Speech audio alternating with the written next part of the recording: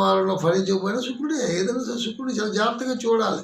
శుక్ర మహాదశ బాగా విలాసవంతమైనటువంటి జీవన విధానం ఇస్తాడు. 4వ ఇంట్లో శుక్రుడు ఉన్నాడు. విలాసాలకు తిరుగులేదు, విందు కార్యక్రమాలకు తిరుగులేదు, విందు వినోదాలు అన్నాడు, సన్మాన సత్కారములు అన్నాడు. గోచారంలో ఎన్ని గొప్పలు ఉన్నాయంటే అన్ని గొప్పలు ఉన్నాయి. కాబట్టి అన్ని విధాలుగా ధనాధిపత్యంలో కుజుడు ఉన్నాడు. కాబట్టి రైతాంగానికి, రైతులకు ఒక మెయిన్ చెప్పొచ్చు. ఎందుకంటే వాళ్ళకి పంట పండితే ఆషాఢ మాసంలో పంటకి పండిస్తే అవకాశం ఉంది. విత్తనాలు చల్లుతారు, దుక్కులు దింగుతారు, ఇవన్నీ ఉన్నాయి. కాబట్టి ఆషాఢ మాసంలో తొలకల శిల్పులు అంటారు. వర్షాలు కూడా బాగానే పడతాయి. అన్ని రకాలుగా రైతాంగానికి కలిసి వస్తుంది. కుజుడు బాగా భూమిని బాగా పండించినటువంటి రైతులు ఎవరైతే ఉన్నారో ఈ మీనరాశులు ఉన్నటువంటి వాళ్ళకి మంచి యోగదాయకంగానే ఉంటుంది. అందుటువంటి భయం పడాల్సిన పని లేదు.